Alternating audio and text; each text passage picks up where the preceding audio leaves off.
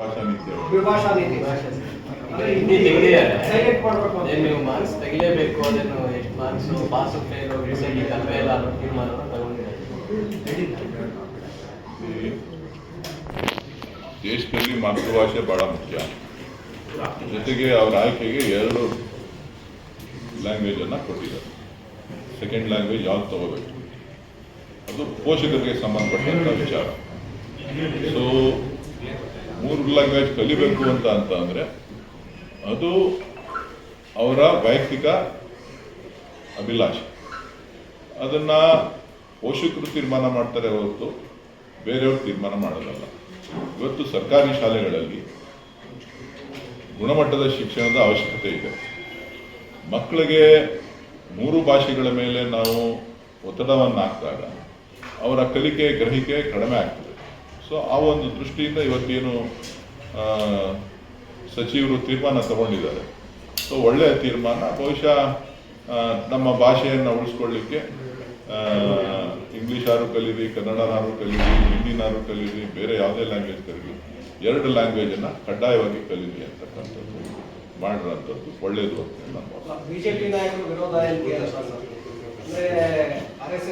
ಪರವಾಗಿ ಅಲ್ಲ, ಬಿಜೆಪಿ ನಾಯಕರಿಗೆ ಸರ್ಕಾರ ಏನೇ ತೀರ್ಮಾನ ತಗೊಂಡು ವಿರೋಧ ಮಾಡಬೇಕು ಅನ್ನೋದು ಒಂದೇ ಅವರ ಗುರಿ.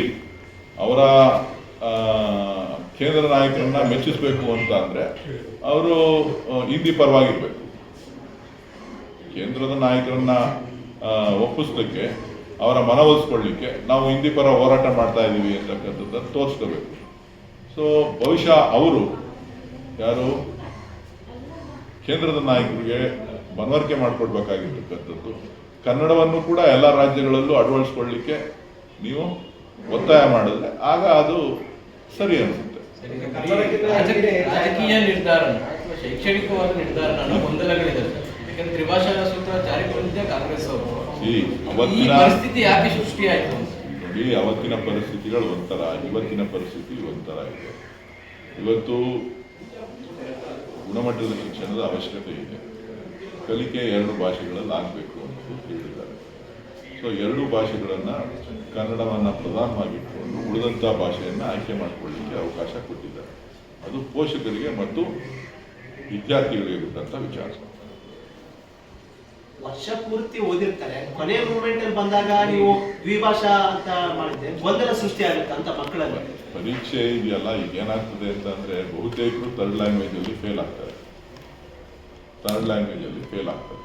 ಅದನ್ನ ಗಮನದಲ್ಲಿಟ್ಟುಕೊಂಡು ಸರ್ಕಾರ ತೀರ್ಮಾನ ತೆಗೆದುಕೊಂಡಿದೆ. ಕರುನಾಡು ಟೈಮ್ಸ್ ಚಾನೆಲ್ನಲ್ಲಿ ಸುದ್ದಿ ಮತ್ತು ಜಾಹೀರಾತು ನೀಡಲು ಈ ನಂಬರ್ಗೆ ಕರೆ ಮಾಡಿ.